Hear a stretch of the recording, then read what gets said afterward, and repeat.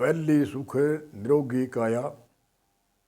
पहला सुख होता है हमारा शरीर निरोग और स्वस्थ रहेगा तो सब कुछ कर सकते हैं। जीविका के लिए कोई भी काम, कोई डिमांड खड़ी कर सकते हैं।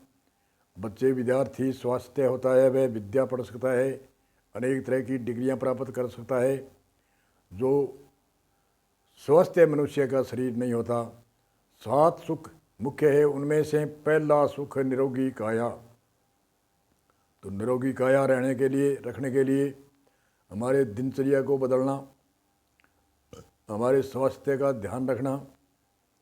भोजन अकेले कोई जीभ की चटाचट के लिए नहीं खाने चाहिए।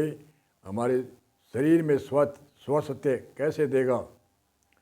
हम जैसे योग करते हैं, प्राणायाम करते हैं, अनेक तरह से एक्सरसाइज करते हैं, दौड़ करते हैं, तो उनमें कोई मुख मीठा नहीं होता, सिर्फ कष्ट होता है, पसीना आता है। फिर भी हम क्यों करते हैं?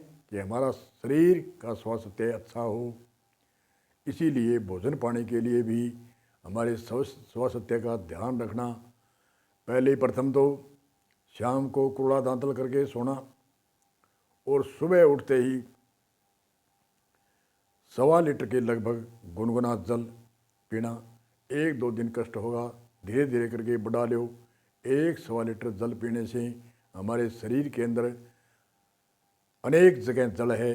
ब्लड में 65% जल है, आँख में जल, कान में, नाक में, जितने भी द्वार है उनमें जल है। हड्डियों में 10-15% जल, 5-7% दांतों में जल, मांसपेशियों में जल, अनेक जगह जल की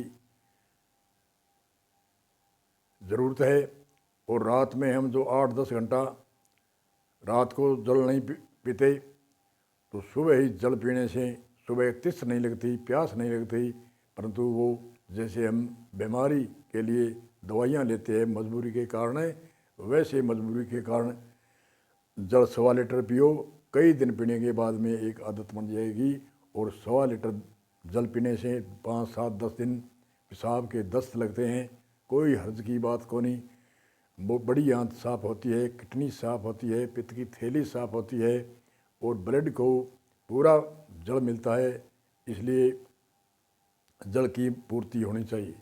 जैसे मैं बीमार हुआ, हॉस्पिटल में गया, तो डॉक्टरों ने क्या किया, पहले बहुत 2 लीटर की बोतल लगाते हैं और उसके बाद में और दवाइयाँ देते हैं। क्यों? डॉक्टरों को पता है अगर जल पूरा पीते तो वो कभी हॉस्पिटल में नहीं आते। इसलिए जल की मात्रा शरीर में, भोजन जितना भी जल्दी करो उतना भी अच्छा। गर्मियों में भोजन 7 बजे के लगभग, क्यों आजकल चाय की प्रचलित है। एक चाय पी के दूसरी, तीसरी, चौथी चाय को तिलाक दो और दूसरी चाय के समय में भोजन की व्यवस्था करो।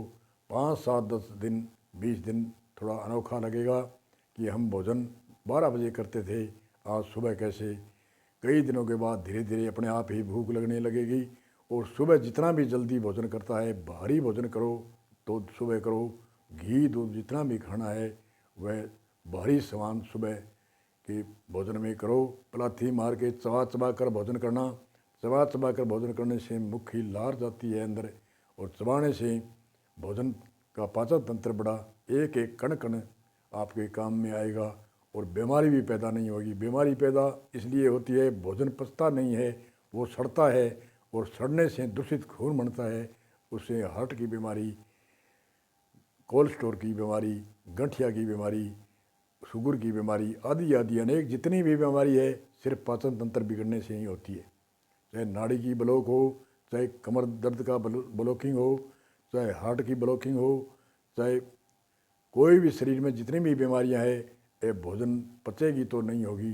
भोजन सड़ेगा तो दूषित खून बनने से, खराब खून बनने से अनेक तरह की बीमारियां पैदा होती है। इसलिए भोजन को चबा चबा कर भोजन करना। और भोजन के समय जल नहीं पीना है। जूस पी सकते हो, लस्सी पी सकते हो, दूध पी सकते हो। और दूध, रच्छा, लस्सी एक साथ में नहीं लेनी।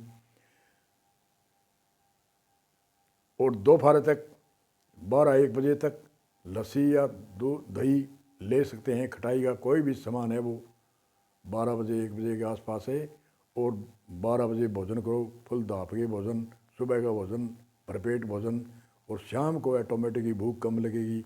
शाम को भोजन कम करोगे तो रात को सूर्य अस्त होने के बाद में हमारे पेट के अंदर जठर अग्नि मंदम होती है, आधी होती है, इसलिए भोजन कम। और 24 घंटों में जो हम भोजन करते हैं, शरीर 24 घंटों के ही मांगता है। तो 3 टाइम भोजन करो, कोई दिक्कत नहीं। शाम का भोजन ऑटोमेटिकली कम होगा। अगर जो सुबह धाप कर भोजन भरपेट खाओगे और दोपहर में खाओगे, और भोजन जो आयुर्वेद के अनुकूल हो वही भोजन करना है।